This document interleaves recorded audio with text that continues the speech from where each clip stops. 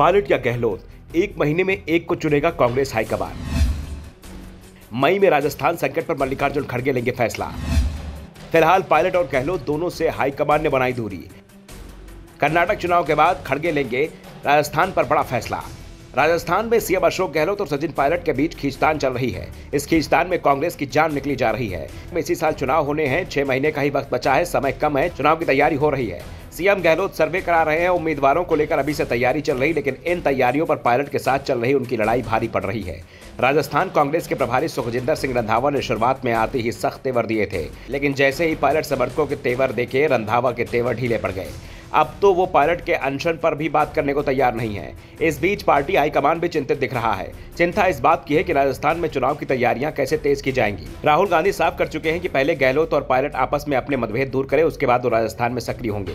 कांग्रेस की चिंता इस बात को लेकर भी है कि राहुल गांधी की भारत जोड़ो यात्रा में जो कमाया था वो सब 3 महीने में बराबर हो चुका है। इस समय कर्नाटक का चुनाव चल रहा है और पूरी कांग्रेस पार्टी इस समय कर्नाटक में सक्रिय है, जिसके चलते राजस्थान पर फैसला नहीं हो पा रहा है। लेकिन संकेत साफ है कि कर्नाटक चुनाव के बाद राजस्थान पर कांग्रेस कोई सख्त फैसला लेगी। समय जरूर लग रहा है, लेकिन फैसला होगा और अगले महीने यानी मई में ही होगा।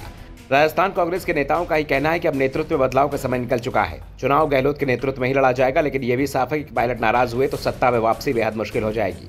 कहीं पायलट तीसरे मोर्चे के साथ चले गए तो कांग्रेस की हालत पंजाब से भी बुरी हो सकती है। इसलिए पायलट को समझाया जा रहा है, उनके साथ बातचीत चल रही है।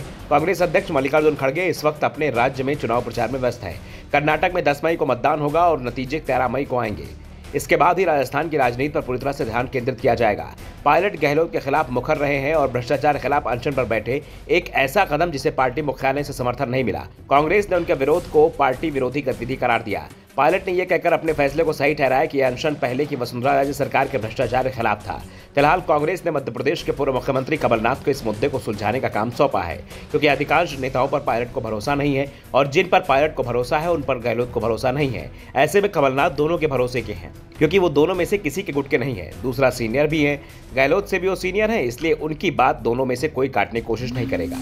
और सबसे बड़ी बात, कमलनाथ गांधी परिवार के भी बेहद करीबी हैं। इस बीच कांग्रेस की ओर से जो संकेत मिल रहे हैं कि पार्टी जल्दबाजी में राजस्थान पर कोई फैसला नहीं करेगी। पार्टी का पूरा ध्यान कर्नाटक चुनाव पर है, जो बहुत महत्वपूर्ण है। दक्षिण भारत में कांग्रेस की सरकार नहीं है और पार्टी यहां चुनाव जीतने की उम्मीद कर रही है। ऐसे में कांग्रेस नेताओं ने संकेत दिया है कि कर्नाटक चुनाव खत्म होने से पहले राजस्थान पर फैसला नहीं होगा। कर्नाटक में अगर कांग्रेस को जीत मिलती है तो फिर पायलट के खिलाफ सख्त कदम उठाने से भी कांग्रेस पीछे नहीं हटेगी। लेकिन अगर कांग्रेस कर्नाटक में बहुमत के आंकड़े से पीछे रह जाती है तो फिर पायलट के खिलाफ कार्रवाई नहीं कर पाएगी, क्योंकि इसके बाद जिन राज्यों में चुनाव होने हैं उनमें से अधिकांश जगह कांग्रेस तो सत्ता में है या फिर मुख्य विपक्षी पार्टी है, जबकि बीजेपी सिर्फ एक राज्य मध्य प्रदेश में सत्ता में है और वो भी सत्ता उसे सिंधिया की बगावत के चलते मिली थी। Bureau report, Janodarpan news.